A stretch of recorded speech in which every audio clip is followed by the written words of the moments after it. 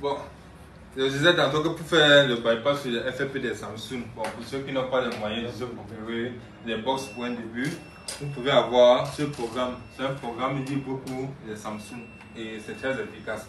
À défaut des Samsung, si le Samsung que vous voulez bypasser n'est pas possible gratuitement, il a par paiement, donc on peut payer en ligne.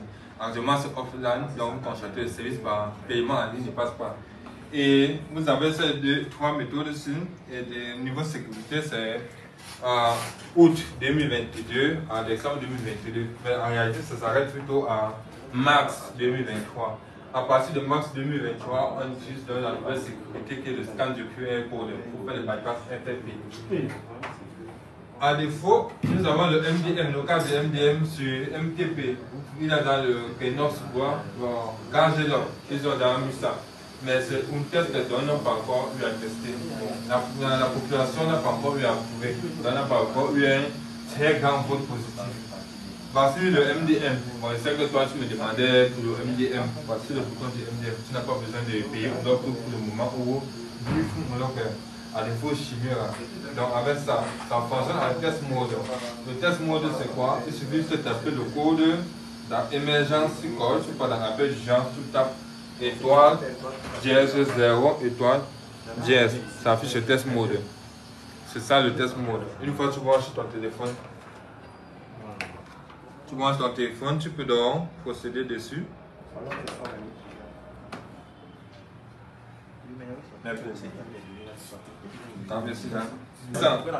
Voici votre Samsung connecté, Samsung mobile USB modem.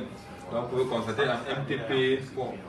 Là maintenant, toutes les tâches qu'on peut effectuer dessus, on peut le faire. Et bien évidemment, on peut même formater le téléphone à ce niveau.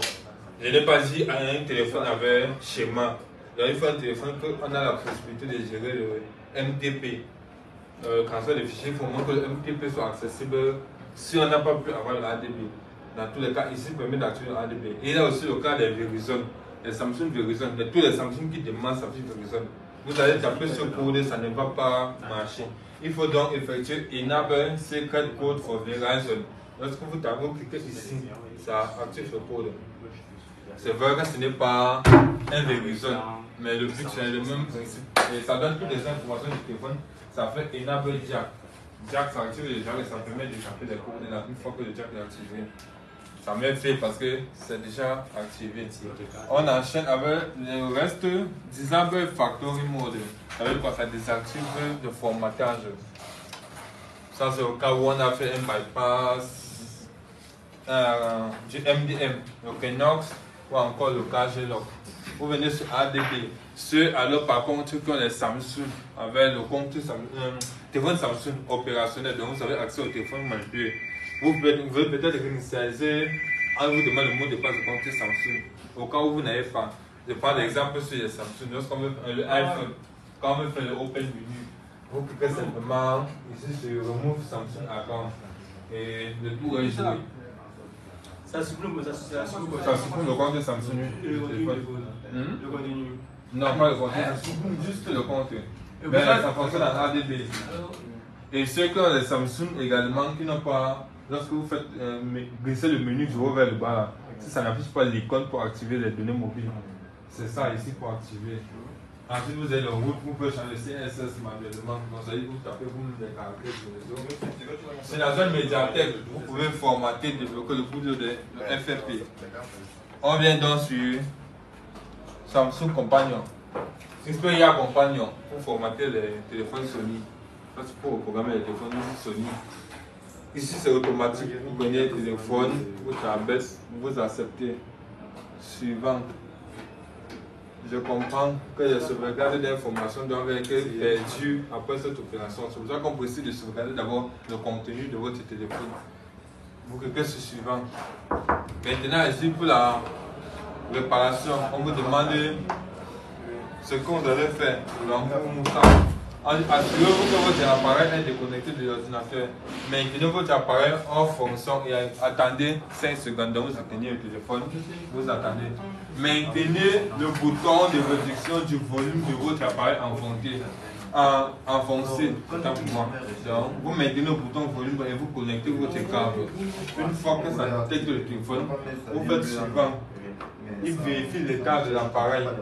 Au niveau de préparation préparée, il vérifie le flux, il télécharge, il installe. Une fois terminé, il vous demande de déconnecter sur le téléphone. Le téléphone ne va pas redémarrer automatiquement, rassurez-vous. C'est parce que c'est un programme en mode diagnostic. Donc il va prendre encore une autre opération et effectuer dessus. Il cache sur ce point. Là, ce que vous allez faire maintenant, c'est juste débrancher votre téléphone et démarrer manuellement. Donc je crois que c'est tout.